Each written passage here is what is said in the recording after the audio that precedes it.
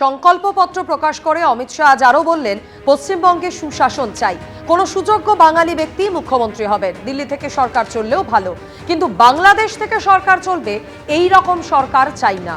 আমি এবার ফুলের তোড়া দিয়ে তাকে সম্মান জানানোর জন্য लंबी प्रक्रिया हुई है। ऑटो वाले, मत्स्य पालन करने वाले, किसान, बेरोजगार युवा, पीड़ित महिला है, बुद्धिजीवी, कलाकार, ये सैकड़ों सेगमेंट के साथ बंगाल में चर्चा कर बंगाल के हमारे मैनिफेस्टो कमेटी के अध्यक्ष के नेतृत्व में ये मैनिफेस्टो बना है। अब दीदी ये बहुत हो गया, ऊपर नीचे, ऊपर दिल्ली से अब नहीं होगा। यहां सुशासन चाहिए।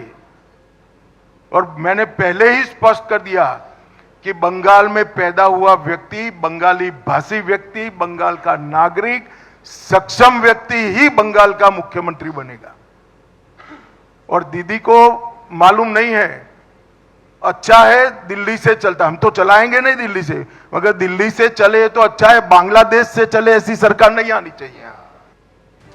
294 কেন্দ্রে প্রার্থী আমি, ফের বললেন মমতা বন্দ্যোপাধ্যায়, তৃণমূলকে ভোট দিলে আমি সরকার গঠন করব আবার। কি বলেছেন মমতা বন্দ্যোপাধ্যায় দেখুন।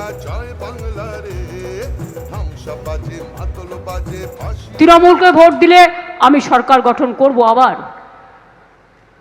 মনে রাখবেন, কে প্রার্থী ভুলে যান, 294টা কেন্দ্রে প্রার্থী আমি।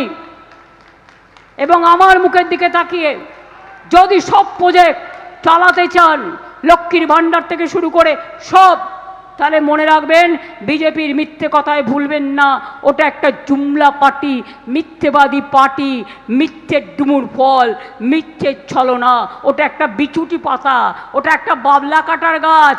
আমে খাওয়া আম গাছ খাবেন, আম পেয়ারা খাবেন না বাবলা কাটার গাছ খাবেন? আপনারা অনেক সাপ দেখেছেন, একদিকে সুন্দরবন, বিজেপি দুমুখো সাপ, নির্বাচনের সময় একটা ছোবল দেয় মিথ্যে কথার বুলি, আর ইলেকশনের পর আর একটা ছবল দেয়, ওটা হয়ে যায় মিথ্যের ঝুলি।